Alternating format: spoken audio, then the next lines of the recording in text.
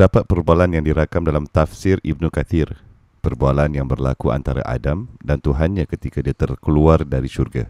Dia bertanya, "Tuhanku, tidakkah engkau ciptakan aku dengan dua tanganmu sendiri?" Dan Allah berfirman, "Ya, aku lakukan." Dan dia berkata, "Tuhanku, tidakkah engkau telah menghembuskan nafas nyawa kepada aku dan menyebabkan aku hidup?" Allah berfirman, "Ya, aku lakukan."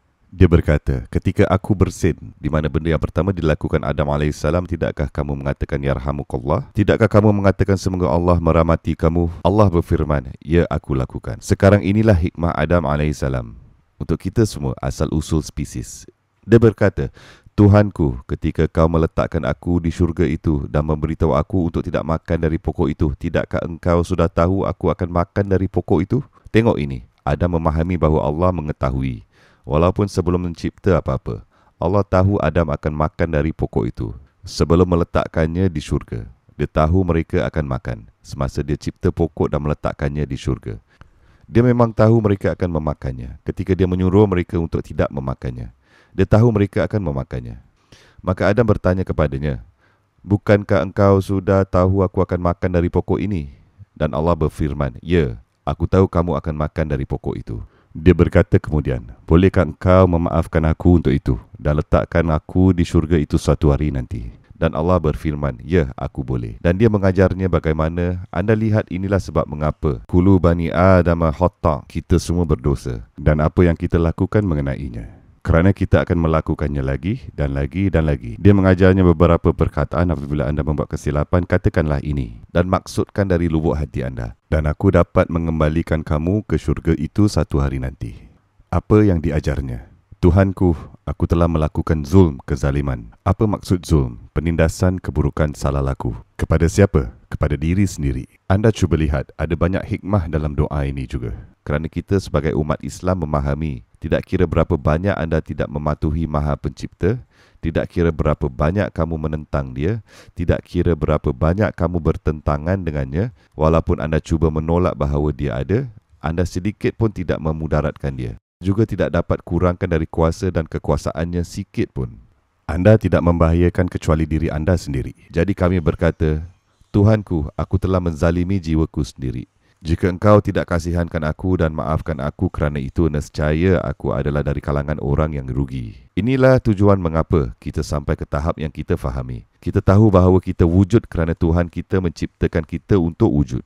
Kita tahu bahawa dia menciptakan kita untuk menyembahnya. Kita tidak akan selalu buat itu. Jadi sekarang kita tahu bahawa berbuat dosa adalah sebahagian kehidupan dan kita bertaubat. Anda lihat, ada sebab mengapa Allah mengatakan kepada para malaikat, "Aku tahu apa yang kamu tidak tahu mengenai khalifah ini." Ada sebab mengapa Allah memberikan perhormatan dan martabat seperti itu kepada khalifah ini. Allah dapat dikenali sebagai Al-Khaliq, Maha Pencipta, dengan apa yang dia ciptakan. Allah boleh dikenali sebagai Al-Qadir, yang berkuasa dan berketerampilan, oleh fakta bahawa dia mengawal urusan langit dan bumi dan alam semesta, dan semua berkembang tanpa susah. Dia boleh dikenali sebagai banyak perkara oleh apa yang kita lihat di sekeliling kita. Tetapi ada beberapa sifat yang amat kuat Allah Subhanahu Wa Taala yang telah ditunjukkan oleh Allah Jalla wa Ala kepada semua ciptaan dalam khalifah ini. Hakikat bahawa ciptaan ini, aku akan memberi mereka pilihan untuk melakukan apa yang mereka mahu lakukan. Dan mereka menerimanya. Mereka semua akan buat silap semuanya. Semua, setiap yang terakhir akan buat salah. Dan hanya satu kesilapan. Adakah anda tahu bahawa satu kesilapan itu yang memberi Allah hak untuk meletakkan anda di Jahannam? Adakah anda faham? Adakah anda memahami konsep itu? Satu dosa yang anda buat, Allah mempunyai hak untuk meletakkan anda di Jahannam selamanya untuknya. Dan anda tidak boleh mengeluh. Anda lebih tahu anda melakukannya sendiri dengan sedar. Allah boleh memasukkan anda ke sana. Saya bukan bercakap tentang syirik. Saya bercakap mengenai dosa secara umum, kerana anda tidak diciptakan untuk itu. Allah memerintahkan kamu untuk menyembah dia sendiri. Untuk anda melanggar satu peraturan, Allah berhak untuk membuang anda di Jahannam untuk itu. Betul. Dan apa yang akan anda katakan? Bagaimana anda akan mengadu? Anda melakukannya sendiri. Maka Allah berhak untuk meletakkan setiap kita di sana. Tetapi Allah Subhanahu Wa Taala mengkehendaki dengan dia sendiri bahawa dia akan menunjukkan belas kasihan, bahawa dia akan bersabar dengan khalifah ini dan keturunannya. Dia akan sentiasa bersabar dengan mereka. Dia akan bersikap baik terhadap mereka. Beri mereka makan dan minum walaupun mereka memberontak terhadapnya. Beri mereka nafas walaupun mereka mengingkarinya. Dan kemudian akan ada beberapa di antara mereka yang akan berpaling kepadanya memahami sebab-sebab mengapa dan kata kepada Tuhan mereka, Tuhanku, aku telah menzalimi jiwaku sendiri. Jika engkau tidak ampunkan aku dan kasihankan aku, nescaya aku akan menjadi orang yang rugi.